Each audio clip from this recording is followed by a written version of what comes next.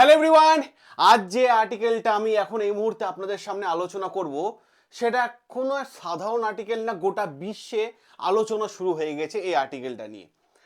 কেন America Donald Trump ভারতকে target করলো? কেনই বা অন্যান্য দেশের থেকে ভারতের ওপর 50%, হ্যাঁ ঠিকই শুনছেন, 50% ট্যারিফ বসিয়ে দিল? আজকে মারাত্মক লেভেলে একটা বড় আলোচনা এবং এই আর্টিকেলটাকে নিয়ে আমরা আজকে এক্সপ্লেন করব। দেখুন, সবার প্রথমে আমি আপনাদের বলি যে এই চ্যানেলটা কখনো নিউজ চ্যানেল আপনারা ভাববেন না, কারণ কারেন্ট অ্যাফেয়ার্সের চ্যানেল। কারণ সকাল থেকে রাত্রি পর্যন্ত ছাত্রছাত্রীদের সাথে থাকি, যখন একটু সময় পাই একটা বা দুটো দিনে ভিডিও আপনাদের জন্য আপলোড করে দিই। কারণ আমাদের যারা স্টুডেন্ট আছো তারা তোমরা সবাই জানো যে সামনে মিসেলিনিয়াস মেন্সের পরীক্ষা। এই আর্টিকেলগুলো মারাত্মক লেভেলে গুরুত্বপূর্ণ, কারণটা কি, নোট লিখতে তোমাদের সাহায্য করবে। আর যারা গার্জেনরা দেখছেন, সিনিয়ররা দেখছেন, আপনাদের কাছে একটা রিকোয়েস্ট, শুরু থেকে শেষ পর্যন্ত দেখুন। পড়াশোনার দিক থেকে, কারেন্ট অ্যাফেয়ার্সের দিক থেকে অনেক কিছু নতুন নতুন তথ্য আপনারা জানবেন। সকলকে একটা রিকোয়েস্ট করব, প্লিজ চ্যানেলটা সাবস্ক্রাইব করে নিন, কারণ অথেন্টিক আর্টিকেল নিয়ে এসে আমরা সুন্দর ওয়েতে এক্সপ্লেন করে থাকি। এবার প্রশ্ন হচ্ছে, হঠাৎ করে ডোনাল্ড ট্রাম্প কেন ভারতের ওপর 50% ট্যারিফ লাগালো? কেনই বা অন্যান্য দেশকে না ভেবে ভারতকেই সে টার্গেট করলো? গোটা ইন্টারন্যাশনাল মিডিয়া এটাকে নিয়ে এখন কভার করছে। ট্রাম্প চাইছে ভারতকে পিছিয়ে ফেলতে। সামনের দিকে ভারত এগোচ্ছে, 2026-এর মধ্যে আমরা থার্ড লার্জেস্ট ইকোনমিক্সে পৌঁছে যাবো। এই মুহূর্তে ভারতকে আঘাত করে ভারতকে পিছিয়ে দিতে, এইটা হচ্ছে ট্রাম্পের বড় ইস্যু। এখন চাইছে যে ভারতের সঙ্গে অতটা সম্পর্ক না রেখে যদি পাকিস্তানের সাথে আমরা একটু সম্পর্কটা আরেকটু মজবুত করি। কারণ পাকিস্তানের সাথে ইউএসএর সম্পর্ক আগে থেকে খুব ভালো। কারণ পাকিস্তানে যখনই ইউএসএর ব্যাপারে কথা বলা হয় তখনই কিন্তু সঙ্গে সঙ্গে পাকিস্তান সরকার অ্যাকশন নিয়ে নেয়। ইমরান খান, সেও কিন্তু আমরা দেখতে পাচ্ছি, সেও একটা বড় ইস্যু। তো পাকিস্তান থেকে জিনিসপত্র ইউএসএ লোকেরা কিনুক, এটা একটা চাইছে। তার কারণটা কেন বলছি, কারণ আসিফ মুনিরের কাহিনী আমরা দেখাবো, যে কি না 2 মাসে 2বার ইউএসএ যাচ্ছে এবং এরপর ডোনাল্ড ট্রাম্পের সঙ্গে হাত মিলিয়েও আসবে। আমরা তাদের সেই আর্টিকেলও এসেছে, সেটাও আমরা দেখাবো আপনাদেরকে। তো যে বিষয়টা হচ্ছে যে ডোনাল্ড ট্রাম্প এই মুহূর্তে কেন চাইছে ভারতের ওপর ট্যারিফ লাগাতে, এবং ভারত তো কিন্তু চুপ করে নেই, পাল্টা বার্তা কিন্তু পরিষ্কারভাবে দিয়ে দিয়েছে। পাল্টা বার্তা এতে কি হচ্ছে দেখুন, একটা জিনিস খুব ভালোভাবে যে লক্ষ্য করেন, শুধু ভারতের ওপর ট্যারিফ চাপিয়েছে তা নয়, অন্যান্য দেশের ওপর কিন্তু ইউএস ট্যারিফ চাপিয়েছে। কিন্তু ভারতের পার্সেন্টেজটা যদি আমরা দেখি, 25% আছে ট্যারিফে। ঠিক আছে, 25% ট্যারিফ লাগিয়ে দিল। এরপর কি করছে, এরপর আরো 25% লাগাচ্ছে ট্যারিফ। তাহলে টোটাল কত পার্সেন্ট ট্যারিফ হলো? 50%। ভারতের ট্যারিফ হলো 50%। আপনারা এখন ভাবছেন 50%, কিন্তু কিছু কিছু প্রোডাক্টে আমেরিকা কিন্তু 63% ট্যারিফ নিচ্ছে। যদি এইটা জানতে হয়, আজকে আমি একটা ভিডিও করেছি, এই চ্যানেলে আছে, একবার গিয়ে দেখে নিন। কিছু কিছু পেট্রোলিয়াম প্রোডাক্টের ওপর 63%ও কিন্তু ট্যারিফ কিন্তু আছে। দেখুন, আফগানিস্তানের ওপর 15% ট্যারিফ আছে, পাকিস্তানের ওপর 19% আছে, শ্রীলঙ্কার ওপর 20% আছে, বাংলাদেশের ওপর 20% আছে, মায়ানমারের ওপর 40% আছে। কিন্তু ভারতের ওপর গতকাল সন্ধ্যেবেলায় ঠিক আজ এরকম টাইমে কিন্তু ডোনাল্ড ট্রাম্প ঘোষণা করে দিল যে আরো 25% ট্যারিফ আমরা ভারতের উপর লাগাচ্ছি, ভারতের উপর লাগাচ্ছি। এবং সে এটাও ঘোষণা করে দিল, এই যে 25% এখন লেগে গেল ট্যারিফ, আর বাকি যে 25% কবে লাগবে, এই মাসে 26 তারিখে, সেই তার ডেটও কিন্তু ঘোষণা করে দিল, 26শে অগস্ট কিন্তু এই ট্যারিফ লাগছে। তাহলে 26শে অগস্ট থেকে কিন্তু 50% ট্যারিফ লাগছে। এবার অনেকে ভাবেন ট্যারিফ বিষয়টা কি, চারিদিকে ট্যারিফ ট্যারিফ শুনছি। ট্যাক্স বিষয়টা কি, ধরুন ভারতের কোনো একটা প্রোডাক্ট, ধরুন এই পেনটা আমি বানিয়েছি, মনে করুন, আমি তো বানাইনি, অত আমার নলেজ নেই ভাই। এই পেনটা মনে করুন আমি বানিয়েছি, এই পেনটা টোটাল খরচা হয়েছে, বানাতে খরচা হয়েছে আমার 70 টাকা। এরকম অনেক হাজার হাজার পেন বানিয়েছি, আমি আমেরিকাকে বিক্রি করব, আমেরিকা বাজারে আমি বিক্রি করব। তো এই পেনটা এখান থেকে ট্রান্সপোর্ট চার্জেস নিয়ে টোটাল মনে করুন সব কিছু নিয়ে 30 টাকা বেশি লাগলো। তাহলে এই পেনটার দাম কত হলো? 100 টাকা। এবং আমাকে তো প্রফিট করতে হবে এখান থেকে। আমি ঠিক করলাম যে আমি আরো 50 টাকা এখান থেকে প্রফিট করব। ঠিক আছে, তাহলে আমি আমেরিকার বাজারে পেনটা কত টাকায় বিক্রি করছি? 150 টাকা। তো 150 টাকার মধ্যে আমি 50 টাকা প্রফিট করছি, কারণ 100 টাকা সব কিছু কস্টিং আছে। তো আমেরিকা বলছে যে না না না, এখানে কিছু করা যাবে না, এই 150 টাকায় তুমি বিক্রি করছো, 75 টাকা আমাদের দাও, মানে 50% ওদেরকে দিতে হবে।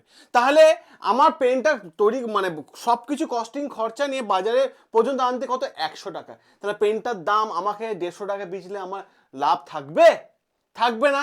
অতএব আমি আমেরিকাতে গিয়ে আর ব্যবসা করব না। ঠিক আছে, এটা যেমন ভারতের ব্যবসার দিকে ধাক্কা, অপর দিক থেকে আমেরিকাও ব্যবসার দিকে ধাক্কা। কি এই পেনটা কি হবে, যদি আমি আমেরিকায় আবার ব্যবসা করি, তাহলে এই পেনটা যার দাম 150 টাকা ছিল সেটা আমেরিকাতে আমাকে এখন 250 টাকা বেচতে হবে। তাহলে ওদের দেশেও কিন্তু সমস্যাটা হচ্ছে, ওদের দেশেও সমস্যাটা হচ্ছে যে আগে কম পয়সায় পেতাম কারণ ট্যারিফ কম ছিল ভারতে, ঠিক ভারতের ওপর, এখন ট্যারিফ লেগে গেছে, অতএব এই 150 টাকা পেনটা 250 টাকায় কিনতে হচ্ছে। এটা হচ্ছে ট্যারিফ। এবার প্রশ্ন হচ্ছে, এই যে ট্যারিফ ভারতের উপর 50% লাগালো, এটা বাকি 25% কবে লাগাচ্ছে?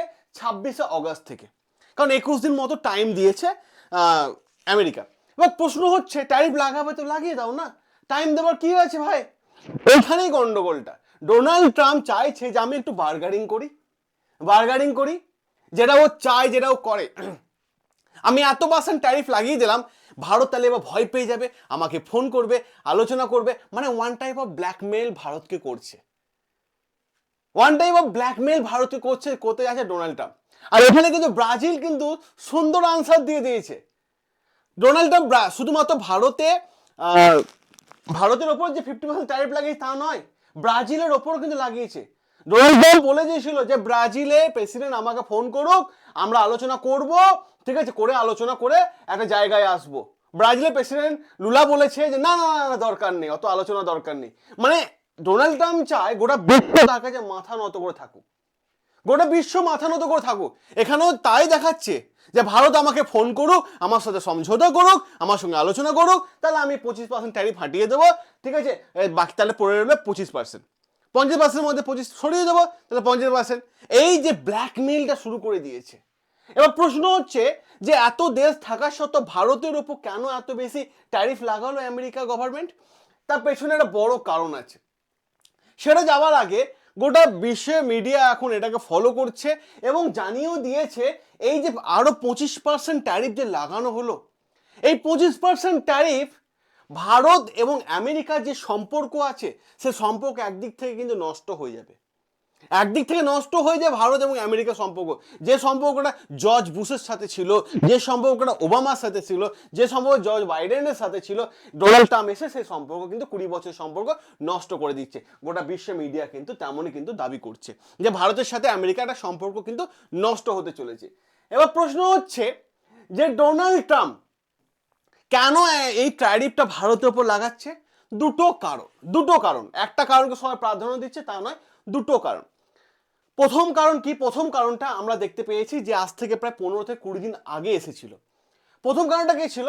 ডোনাল্ড ট্রাম্প চাইছিল ভারতবর্ষে এগ্রিকালচার ডিপার্টমেন্টটাকে নষ্ট করে দাও, কেউ চাষবাস করবে না, সবাই বসে বসে থাকবে, ঠিক আছে, আমাদের কোম্পানি এমজিকে আমি পাঠাবো ভারতে, তুমি এগ্রিকালচার প্রোডাকশন হাউস বানাও, ঠিক আছে না, ওখান থেকেই তুমি সমস্ত প্রোডাক্ট ভারতীয়দের বিক্রি করো। মানে ভারতবর্ষে ফার্মারকে একদম ধ্বংস করা প্ল্যান করে নিয়েছিল আমেরিকা সরকার, পরিষ্কার ভাবে পুরো ধ্বংস করে দাও, আমি এমজি কোম্পানিকে পাঠাবো ভারতে, এমজি কোম্পানি প্রোডাক্ট তৈরি করবে, এমজি কোম্পানি থেকে আমাকে চাল ডাল গম তেল সব নিতে হবে, কিন্তু তুমি উৎপাদন করতে পারবে না। আর এই পাল্টা রিপ্লাই দিয়েছিল আমাদের দেশের প্রধানমন্ত্রী নরেন্দ্র মোদী, বলেছিল তাহলে তো আমার এগ্রিকালচার সেক্টর তো পুরো নষ্ট হয়ে যাবে, সমস্ত কিছু ডিপেন্ড করতে হবে তোমাদের উপর। যেমন এখন আমরা অ্যামাজনের উপর করছি, কিছু হলে ড্রেস কেনার আগে আমরা দোকান থেকে কেনার আগে আমরা টুক করে চলে যাই অ্যামাজন অ্যাপটা খুলে দেখি এখানে প্যান্ট, এখানে জামা, এখানে ফেসিয়াল, কত কি আমরা এখান থেকে নিচ্ছি। তাহলে পুরো ফার্মার সিস্টেমটাকে নষ্ট করতে চাইছে। আমাদের দেশের পিএম পরিষ্কার বলে দিল যে ভাই এমন কিচ্ছু হবে না, ফার্মার নষ্ট হয়ে যাবে, ধ্বংস হয়ে যাবে, আমরা হতে দেব না, পরিষ্কার জানিয়ে দিয়েছে। অপর দিক থেকে রাশিয়া এবং ইউক্রেনের যে যুদ্ধ চলছে, ঠিক আছে, তাতে ভারতকে বলছে তুমি রাশিয়ার প্রেসিডেন্ট যে পুতিন আছে, এই পুতিনকে ফোন করে বলো ভারত এবং রাশিয়া যে যুদ্ধ চলছে, রাশিয়া এবং ইউক্রেনে যে যুদ্ধ চলছে সেটা তুমি ফোন করে থামাও। কারণ এই ট্রাম্প বাবু থামাতে কিন্তু ব্যর্থ, বলেই দিয়েছিল ভোটে জেতার পর আমি 15 দিনের মধ্যে যুদ্ধ থামিয়ে দেবো, থামাতে কিন্তু ব্যর্থ, ট্রাম্প বাবু। তো এখন কি হবে, ভারতকে চাপ দিচ্ছে তুমি ফোন করে বলো। এবং তার থেকেও বড় বিষয়, তুমি ভারত কি করছো, তুমি রাশিয়ার কাছ থেকে ক্রুড অয়েল নিচ্ছ, মানে কাঁচা তেল নিচ্ছ, যার ফলে, কারণ রাশিয়া দেখা গেছে সার্ভে করে 7 মিলিয়ন ব্যারেল পার ডে কাঁচা তেল মানে বিক্রি করে বিভিন্ন দেশকে, তার মধ্যে মানে শুনলে অবাক হয়ে যাবেন 36% এই কাঁচা তেল নেয় এভরিডে রাশিয়ার কাছ থেকে ভারত। এটা বন্ধ করো, কারণ এর ফলে রাশিয়ার কাছ থেকে একটা হিউজ টাকা চলে যাচ্ছে, রাশিয়া সেই টাকা অস্ত্র বানিয়ে ইউক্রেনের উপর আক্রমণ করছে। ভাই রাশিয়া এবং ইউক্রেনের যুদ্ধের ঝামেলা ভারত কেন ভোগ করবে? আর এই যে 36% শুধু ভারত কিনছে তা নয়, ঠিক আছে, এর মধ্যে 19% আবার চায়নাও কিনছে। কিন্তু আশ্চর্যের বিষয় এখানে যে চায়নাকে আমেরিকা সবসময় শত্রু মনে করে, সেই চায়নাতে কিন্তু ডোনাল্ড ট্রাম্প ট্যারিফ লাগায়নি, লাগিয়েছে কত এখনো পর্যন্ত 30% ট্যারিফ, 30% ট্যাক্স লাগিয়েছে ডোনাল্ড ট্রাম্প। তাহলে ভাবুন আপনারা এবার প্রশ্ন হচ্ছে সব চাপ ভারতকে কেন দিচ্ছে, চায়নাকে কেন দিচ্ছে না? তার উত্তরে ডোনাল্ড ট্রাম্প পরিষ্কারভাবে বলেছে যে এটা নয় যে আমি চায়নাকে দিচ্ছি না, কারণ এখন চায়না 30% ট্যারিফ আছে, আমি চায়নাকে ট্যারিফ চাপিয়ে দেব কিছুদিনের মধ্যে আমি ট্যারিফ চাপিয়ে দেব, পরিষ্কারভাবে ঘোষণা করে দিল। এবার প্রশ্ন হচ্ছে অন্য জায়গায়, এতে এই যে ট্যারিফ বাড়িয়ে দিল বিভিন্ন দেশে, সমস্ত দেশ একত্রিত হয়ে গেলে আমেরিকা ব্যাকফায়ারে চলে যাবে না তো, ব্যাকসাইডে চলে যাবে না তো? হ্যাঁ, ধরুন মনে করুন এখন রাশিয়া এবং ইন্ডিয়া যদি একজোট হয়ে যায়, তাহলে রাশিয়ার সাথে আমাদের সম্পর্ক ভালো, আমরা ওনাদের কাছ থেকে ডিফেন্স নিচ্ছি, আমরা ওনাদের কাছ থেকে ক্রুড অয়েল নিচ্ছি, সম্পর্ক ভালো আছে। আর এটা নয় যে ভারত প্রথম তেল নিচ্ছে রাশিয়ার কাছ থেকে, ইউরোপিয়ান ইউনিয়ন যেগুলো তোমার আন্ডারে আছে, ডোনাল্ড ট্রাম্পের আন্ডারে আছে, যুক্তরাষ্ট্রের আন্ডারে আছে, তারা কিন্তু 2021 সালে সবথেকে বেশি তেল নিত রাশিয়ার কাছ থেকে, 2022ও নিয়েছে, 23ও নিয়েছে এবং গত বছরও নিয়েছে। এখন ভারত যদি ওখানে কম পয়সা পাচ্ছে, তাহলে তোমাদের সমস্যাটা কোথায়? না, সমস্যা একটাই, কি ওই কাঁচা তেলটা রাশিয়া ভারতকে বিক্রি করছে, ভারত ওটা পিউরিফাই করে পেট্রোল ডিজেল কনভার্ট করে আমাদেরকে বিক্রি করছে, পেট্রোলিয়াম প্রোডাক্টগুলো সস্তায় কিনে আমাদেরকে কিন্তু মানে বেশি দামে বিক্রি করছে। এটা কখনো হতে দেওয়া যাবে না। মানে ওরা চাইছে না যে ডলার আমেরিকা বাইরে ডলার যাক। তাহলে তুমি একটা ব্যাক ফুটে চলে যাবে যদি মানে রাশিয়া, আমি এখানে বলে দেখাই আপনাদেরকে, যদি রাশিয়া, ইন্ডিয়া এবং চায়না যদি একত্রিত হয়ে যায়, RIC নামে যদি কোনো গ্রুপ তৈরি হয়ে যায়, তাহলে কে আর ডিপেন্ড করবে আমেরিকার উপর? কে আর ডিপেন্ড করবে বলুন? কে ডিপেন্ড করবে?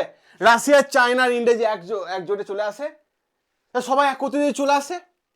কারণটা কি? রাশিয়ার সাথে আমাদের সম্পর্ক ভালো, আর ইন্ডিয়া কি হচ্ছে আপনি আপনাদের দেখায়, আমাদের আমাদের প্রাইম মিনিস্টার নরেন্দ্র মোদী, উনি 7 বছর পর যাচ্ছে শি জিনপিং এর সঙ্গে দেখা করতে, কারণ 7 বছর পর চায়না যাচ্ছে, হ্যাঁ, এসিও সাবমিটে যাচ্ছে। এতে কি হবে? রিলেশনও মজবুত হবে, ডেভেলপমেন্ট হবে, কারণ জিও পলিটিক্স খুব ইন্টারেস্টিং জিনিস, কেউ কারো ওপর ডিপেন্ড করবে না, সবাই নিজের ইন্টারেস্টের উপরই চলে যাচ্ছে। তাহলে এটা সম্পর্ক মজবুত হয়ে যাবে। আর আজকে যদি সম্পর্ক মজবুত হয়ে যায়, রাশিয়া, চায়না, ইন্ডিয়া যে একজোট হয়ে যায়, তাহলে তো আমেরিকা চাপে পড়ে যাবে।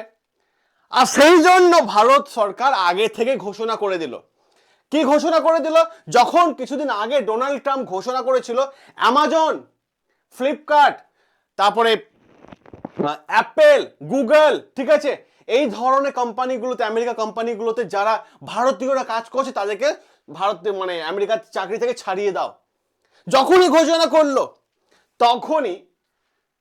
ঘোষণা করার পর তখনই, ঠিক আছে, ইন্ডিয়া এবং রাশিয়া ইউএস ট্রেড কিন্তু অনেকটা নড়ে চড়ে বসলো। ভারতও পরিষ্কারভাবে বললো যে আমরাও ডিজিটাল ট্যাক্স লাগাবো আপনাদের ওপর, ডিজিটাল ট্যাক্স লাগাবো। ফেসবুক, গুগল, তারপরে ইউটিউবে, তারপরে আপনারা অ্যাপেল, অ্যামাজন, এই ধরনের কোম্পানিগুলোতে আমাদের এখান থেকে বেশ ভালো টাকা কামিয়ে নিয়ে চলে যাচ্ছে। তাহলে তোমরা যদি টাকা কামাতে চাও 6% ট্যারিফ আমাদেরকেও দাও। তাহলে এই দেখছি তো বাবা, আমি তো টাকা দেবো না, ডোনাল্ড ট্রাম্প দেশে আমি টাকা দেবো না, আমি টাকা নিয়ে আসবো, আমি টাকা নিয়ে আসবো। ভারতও কিন্তু লাগিয়ে দিল ডিজিটাল ট্যাক্স, তুমি টাকা দাও তাহলে ব্যবসা করো, নলে চলে যাও, টাকা চাই, পরিষ্কার কথা। কারণ এখানেই একটা বড় জিনিস দেখা যাচ্ছে যে তোমরা বলেছো ভাই আমাদের যে ভারতীয়রা যারা কাজ করছে ওখানে তাদেরকে সরিয়ে দিতে, চাকরি ছাড়িয়ে দিতে। এখন আমরাও একটা বলছি ভাই, কারণ তোমরা এখনই বলবে যে ডিজিটাল ট্যাক্স কি জিনিস, কারণ এখনই বলবে যে আমাদের তো ইন্ডিয়াতে অফিস নেই, তাহলে কি করে আমরা ট্যাক্স দেবো, ওই জন্য ডিজিটাল ট্যাক্স লাগিয়ে দিল। এই হচ্ছে পুরো বিষয়টা। আর তার থেকেও বড় বিষয় একটা জিনিস, এখানে একটা পয়েন্ট দেখুন, আমেরিকা চাইছে পাকিস্তানের সাথে আমার সম্পর্কটা মজবুত তো আছে, আর একটু মজবুত করি। কারণ পাকিস্তানে যে আর্মি চিফ আছে আসিফ মুনির, এই 2 মাসে 2বার ডোনাল্ড ট্রাম্পের সঙ্গে দেখা করতে যাচ্ছে। অলরেডি একবার গেছিল, এবার রিসেন্ট যাচ্ছে এই মাসে, যেখানে দুটো হাত এক হবে। এবার দেখাতে পারবে যে ইন্ডিয়ান প্রোডাক্ট ইউজ না করে পাকিস্তানি প্রোডাক্টগুলো ইউজ করো। এখানে দুই দেশে সম্পর্ক মজবুত হবে, এটাও কিন্তু একটা বড় কারণ।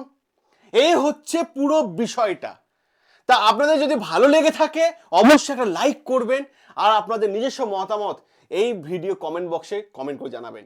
সকলে ভালো থাকবেন, সুস্থ থাকবেন, দেখা হবে আপনাদের সাথে নতুন আরো একটা আর্টিকেলে।